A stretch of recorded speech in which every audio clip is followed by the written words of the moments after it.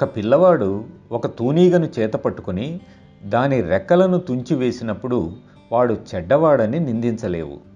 ఆ పిల్లవాని స్వభావంలో, ఆంతర్యంలో ఈ తుంచివేసే ప్రవృత్తి ఉండవచ్చని మాత్రమే నీవు చెప్పగలవు. కనుక అక్కడే శీల నిర్మాణం గురించిన విషయం వస్తుంది. ఎందుకంటే మనం ఈ లోకంలోకి వచ్చినప్పుడు గత జన్మలోని మన ప్రవృత్తులతో కూడిన సంస్కారాల చిట్టాతో సహా వస్తాం. అయితే ఆ సంస్కారాలలో మన పురోగతికి పనికి వచ్చేవి ఉన్నట్లయితే వాటిని ఇంకా బలపరుచుకుంటాం, పనికిరాని వాటిని తొలగించుకుంటాం. ఒక పచ్చిక బయలులో ఉండే పనికిరాని కలుపు మొక్కలను పీకి పారవేస్తాం, పెరగవలసిన గడ్డిని మాత్రమే పెరగనిస్తాం. కనుక శీలాన్ని కూడా ఇదే పద్ధతిలో పెంపొందించుకుంటాం.